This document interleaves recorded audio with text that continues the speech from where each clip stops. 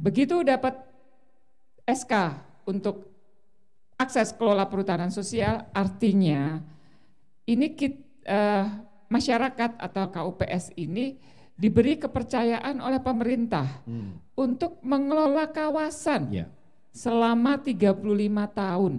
Mengelola kawasan hutan yang benar harus memperhatikan 3 aspek, 3 kelola. Pertama adalah kelola kawasannya, optimalisasi lahannya.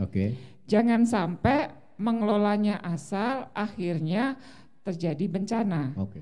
Kemudian dikasih kepercayaan ke pemerintah, kita tidak bekerja secara individu, tapi berdasarkan kelompok. Jadi kelola kelembagaannya. Bagaimana kita menguatkan kelompok kita untuk mengelola kawasan. Yang ketiga, selama ini mereka sudah mengelola lahan, artinya mereka butuh secara ekonomi. Nah, tapi tadi sarana infrastrukturnya susah segala macam kan. Artinya bagaimana hutan ini ada nilai ekonominya, kesejahteraannya.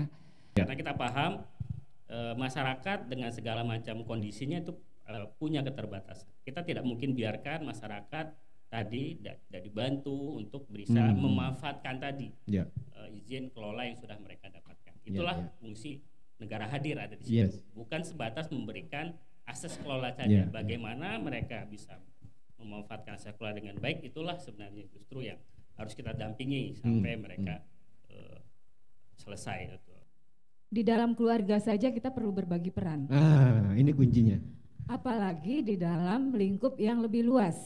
Seperti kita bicara soal bagaimana menjaga keberlanjutan lingkungan kita, bukan dalam setahun 2 tahun, bukan 35 tahun, tetapi malah selama-lama manusia ada di muka bumi ini. Perempuan sebagai pelaku utama juga harus mendapatkan peningkatan kapasitas dalam hal itu. Sehingga dia kedepannya bisa berperan lebih maksimal mungkin ya. Karena pekerjaannya berat ya Bu ya, pekerjaannya berat kedepannya. Bicara soal 35 tahun, itu kalau tidak berbagi peran dari sekarang dengan generasi muda dan anak-anak, ilmu itu akan hilang. Ya memang kuncinya waktu itu adalah di capacity building di kelembagaan ya Pak ya.